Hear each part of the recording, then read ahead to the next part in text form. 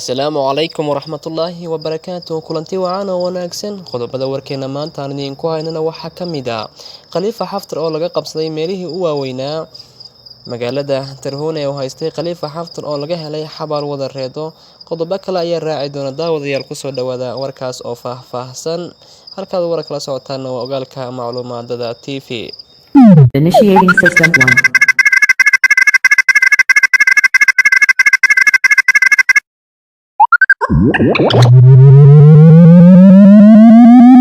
System 1 loaded. Mar kale ku soo dhawow daawada qodobada warkaas oo faahfaahsan. Taariikhdu maanta waa 2020 bisha 6 aan ku bilowno Liibiya. Sargaalka goosadka ee Xaftar ayaa laga adkaaday gudaha Liibiya. Maanta Khamiis waxaa la sheegay in laga qabsaday meeshii u weyneyd taasoo ahayd kaydka raashinka cuntada iyo hubka taas oo laga qabsaday maanta. Waxaana qabsaday xogaga hubeysan ee taageerto Turkiga iyo sidoo kale dowladda ay qosaday qaramada midoobay ee fadhigeedu yahay magaalada Tripoli.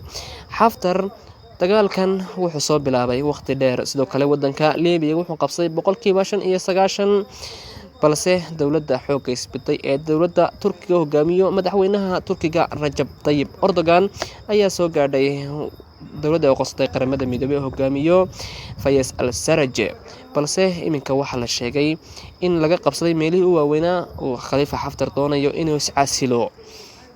Khalifa Xaftar iminka ama uu baxsan doonaa ama uu iscasili doonaa, saas waxaa yidhi wargeyska ka soo baxa wadanka Turkiga ee loo yaqaano TRT.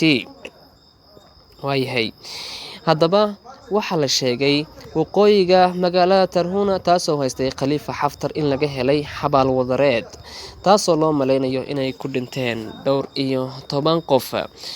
Haddaba wiilkan oo ah wiil ka mid ah khabarada baadhaysay kaasoo lagu magacaabo Lufti Tawfiqi ayaa sheegay inay heleen 12 qof ilaa 10 dad ay ku qiyaaseen taas oo ah burbur iyo lafo taasoo lagu qiyaasay 10 ilaa 12 qof. Sidoo kale waxay baadhayaan 5 qof oo kale.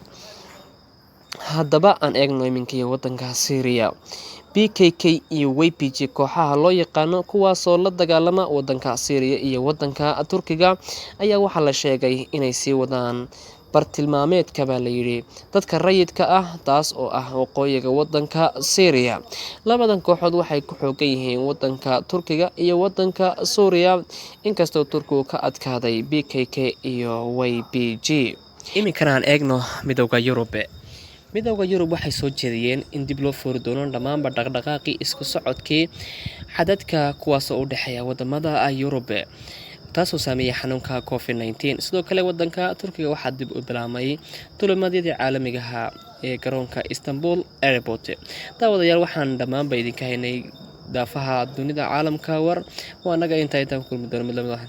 Assalaamu calaykum waraxmatullaahi wabarakaatuh.